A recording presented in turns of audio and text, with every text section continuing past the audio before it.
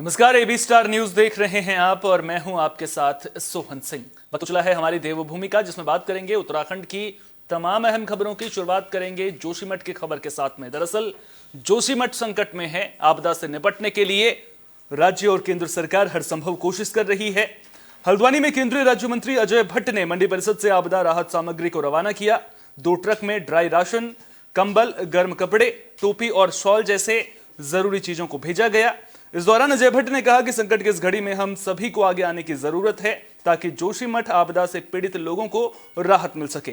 अजय भट्ट ने बताया कि जोशीमठ में एक बार फिर पानी का स्तर बढ़ रहा है, जिसकी वैज्ञानिक भी लगातार मॉनिटरिंग कर रहे हैं। केंद्र और राज्य सरकार आपदा प्रभावित लोगों की मदद के लिए पूरी कोशिश कर रही हैं।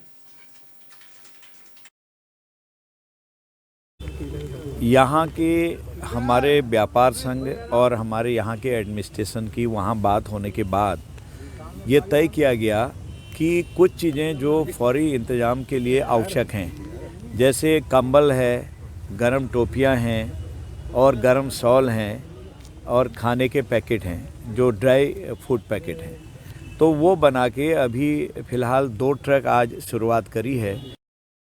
पीएमओ भी लगातार जोशीमठ आपदा की निगरानी कर रहा है। लगातार प्रधानमंत्री नरेंद्र मोदी भी जोशीमठ संकट को लेकर रिपोर्ट ले रहे हैं।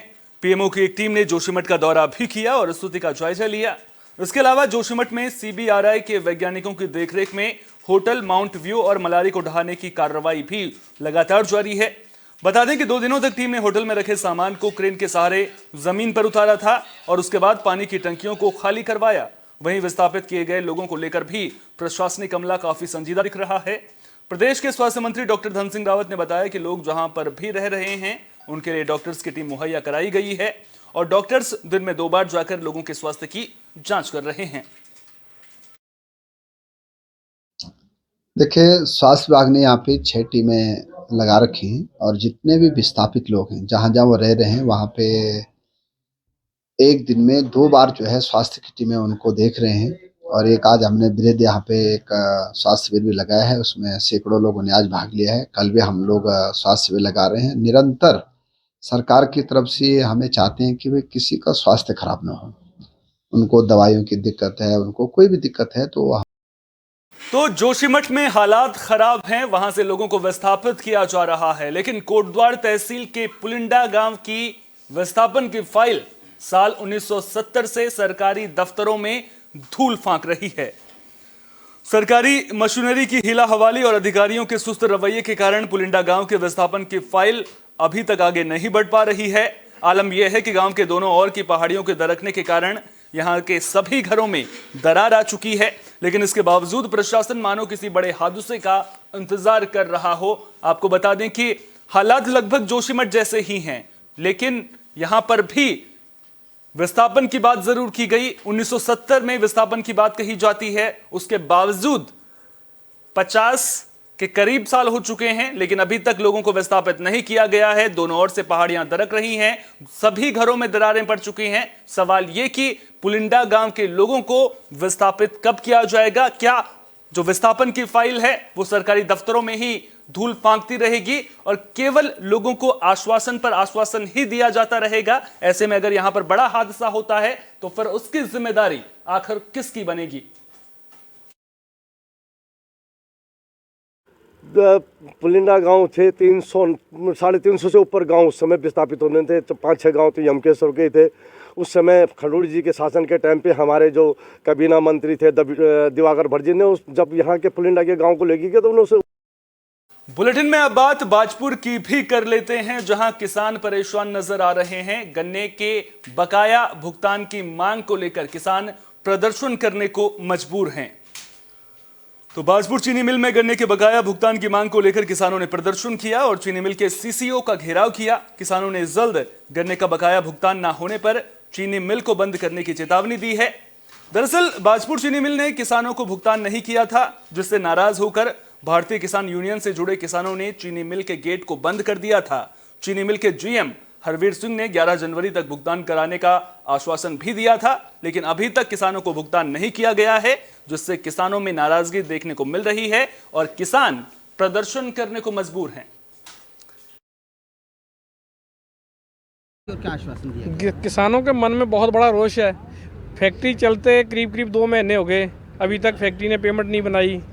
फैक्ट्री चली बढ़िया, ये तो हम जरूर कहेंगे कि प्लांट बढ़िया चला है, किसान खुश हैं। लेकिन एक किसानों के मन में ये भी मलाल है कि अगर प्लांट बढ़िया चल गया, इसका मतलब ये तो है नहीं कि पेमेंट उधार गन्ना देते देते और किसान परेशान हो जाकर पैसा नहीं मांगेगा। किसान अपना हक मांग रहा है। ठंड, लोग घरों में बैठे होते हैं और ये लिहाफ लेके सभी के ट्रैक्टर चेक कर लो और जाइए, अंदर पड़ी हैं, गन्ना तुला रहे हैं, इनका पेमेंट मिलना चाहिए था। ये मलाल है किसानों के मन में। उसी अब उत्तराखंड में होमगार्ड के जवान एसएलआर से लैस नजर आएंगे, जिसको लेकर तैयारियां भी पूरी कर ली गई हैं। बाकायदा देहरादून और टेहरी गढ़वाल के होमगार्ड्स को ट्रेनिंग भी दी गई है। केंद्रीय प्रशिक्षण संस्थान होमगार्ड और नागरिक सुरक्षा थाने डोईवाले में पहली बार देहरादून और टिहरी के होमगार्ड्स को ट्रेनिंग दी गई। 13 दिनों की ट्रेनिंग के दौरान 67 होमगार्ड्स को एसएलआर खोलना और बंद करना सिखाया गया। होमगार्ड्स को एसएलआर से 4 चरणों में 20 फायरिंग करने की ट्रेनिंग दी गई।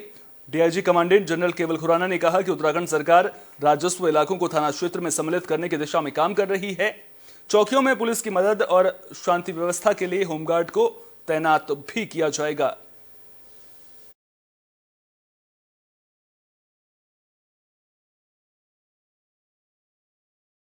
अब बात रामनगर की भी कर लेते हैं, जहां वन ग्रामों में रहने वाले लोग प्रदर्शन करने को मजबूर हैं। और ये लोग प्रदर्शन इसलिए कर रहे हैं क्योंकि इन्हें मूलभूत सुविधाएं नहीं मिल पा रही हैं। आजादी के 75 साल पूरे हो चुके हैं, लेकिन अभी तक जो बुनियादी सुविधाएं हैं वो लोगों को नहीं मिल पा रही हैं और लोग बुनियादी सुविधाओं के अभाव में जिंदगी जीने को मजबूर हैं।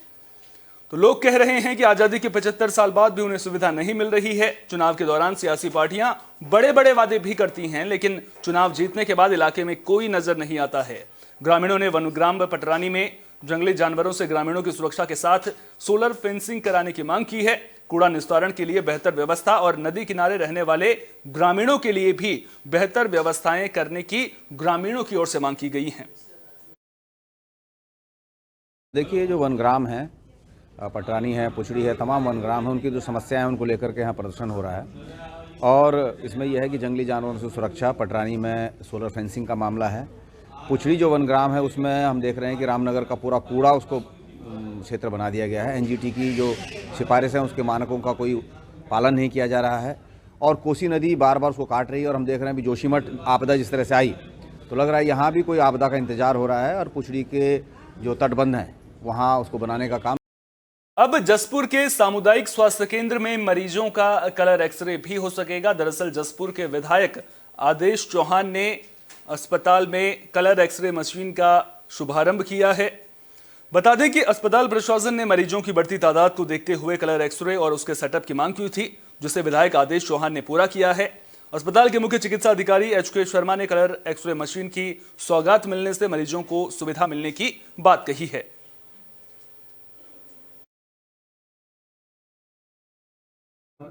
देखिए, हमारे यहाँ क्या है कि black and white x ray machine थी जो बहुत काफ़ी समय से, लेकिन कलर एक्सरे मशीन नहीं थी है, जो आज के मरीजों के हिसाब से, आज के युग के हिसाब से एडवांस है चिकित्सा भी। तो वो विधायक निधि के द्वारा मेरे पैसा दिया गया है और आज उसका विधिवत उद्घाटन हुआ है। क्योंकि बाज़ार भाव से आधे दाम पे क्योंकि अगर चिकित्सा मिल सके तो ये हमारा सबका प्रयास है। और हमारे जसपुर की जनता क्योंकि ग्रामीण क्षेत्र से ज़्यादा परिवेश लोगों का यहाँ है तो यहाँ की आय भी कम है लोगों से। देखिए, हमारे पास सामुदायिक स्वास्थ्य केंद्र जसपुर पर पुरानी एक मशीन है एक्सरे, वो करीब 30 साल पुरानी मशीन थी। माननीय विधायक जी द्वारा यहाँ पर विधायक निधि से एक 300 mA की मशीन स्थापित कराई गई है, जिससे यहाँ की जनता को काफ़ी लाभ मिलेगा और इसके लिए हम माननीय विधायक जी का आभार प्रकट करते हैं और सभी क्षेत्र की जनता को भी धन्यवाद देते हैं कि उनके द्वारा। काशीपुर में पुलिस की टीम को बड़ी कामयाबी मिली है। पुलिस ने झपट्टा मारी और लूट की वारदात को अंजाम देने वाले 4 बदमाशों को गिरफ्तार कर लिया है, जिन्होंने पूछताछ के दौरान करीब 2 दर्जन मोबाइल लूट की वारदात को अंजाम देने की बात कबूली है। दरअसल पुलिस के चेकिंग अभियान के दौरान ढेला पुल के पास 2 बाइक सवारों को रोका गया था, जिन्होंने अपना जुर्म कबूला है। आरोपियों की पहचान सुधांशु, अयान, मनदीप और शादाब के रूप में हुई है। पुलिस से मिली जानकारी के दौरान आरोपी अपनी छोटी मोटी ख्वाहिशों को पूरा करने के लिए मोबाइल लूट की वारदातों को अंजाम दे देते। फिलहाल पुलिस उनका आपराधिक रिकॉर्ड खंगाल रही है।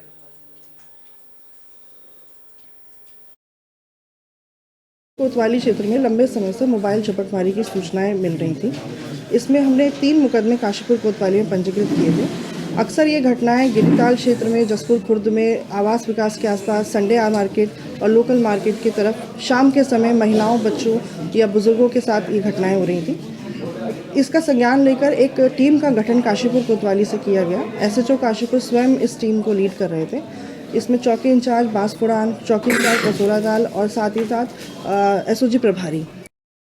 बुलेटिन के आखिर में बात अल्मोड़ा के प्रसिद्ध जागेश्वर धाम की भी कर लेते हैं, जहां उत्तरायणी पर्व के मौके पर बड़ी संख्या में श्रद्धालु पहुंचे थे। श्रद्धालुओं ने जागेश्वर धाम महामृत्युंजय की पूजा अर्चना की। मान्यता है कि मकर संक्रांति के दिन से भगवान भोलेनाथ ने जागेश्वर धाम में एक गुफा में कठोर तप किया था। इसी परंपरा को आगे बढ़ाते हुए जागेश्वर धाम में मंदिर पुरोहित 125 किलो गाय के घी से गुफा तैयार कर 1 महीने के लिए ध्यानमग्न हो गए हैं। 1 महीने बाद घी को प्रसाद के रूप में भक्तों में बांटा जाएगा।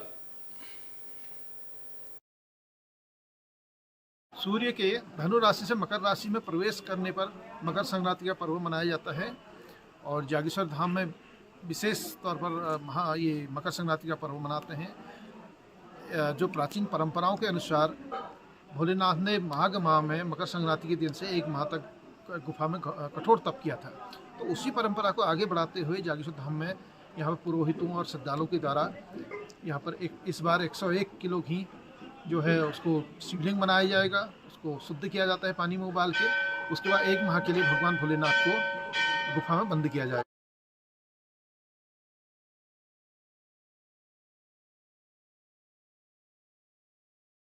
उत्तराखंड की खबरों की खास बुलेटिन हमारी देवभूमि में फिलहाल के लिए इतना ही। देश दुनिया की तमाम अहम खबरों के लिए बने रहिए AB स्टार न्यूज के साथ, क्योंकि यहां पर खबरों का सिलसिला कभी नहीं थमता।